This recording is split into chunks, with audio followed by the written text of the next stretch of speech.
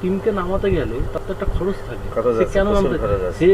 সে নামবে, সে কেন সে এদের মতন এরকম পাওয়ারফুল এই আন্দোলনটা এতদিন টিকে আছে কেন? তিনটে ছেলেই এধার ওধার করছে, সেটাই। তাদের কি শুভেন্দুবাবু দেখেনি? সেটাই দেখেছে, কিন্তু আরগুলো মানে নড়ছে না কেন? শুভেন্দুবাবুর ফেত রয়েছে, একদম। নড়া যাবে না। একদম। কারণ এই আন্দোলনকে ধরে রাখার ক্ষমতা নেই কারো। শুভেন্দুবাবু এক পাক ঘুরে গেছে, তাই এখনো হ্যাঁ, দাঁড়িয়ে রয়েছে।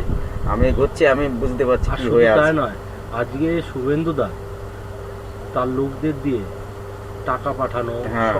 মোবাইল পাঠানো, সব সব সাপোর্টগুলো দিচ্ছে বলে। দিয়েছে। শুনুন দাদা, খালি জিনিসে কিচ্ছু হয় খালি না। এতে হবে না। বুঝতে পারছো দাদা কি লেভেলের কাজ করেছে? রেপ হয় নাই, তাকে রেপে কনভার্ট করিয়ে দিয়েছে। চিন্তা এটা করো। তুমি আর চিন্তা করো, ধরো আজকে তোমার বাড়ির মিসেসকে আমার বাড়ির মিসেসকে করাতে পারতাম, আমরা বড় হয়ে করাতে পারবো না। দাদা সেখানে বাইরের লোক হয়ে তাদেরকে দিয়ে এটা করিয়েছে, মানে ক্ষমতা বুঝছো, টিএমসির লোক।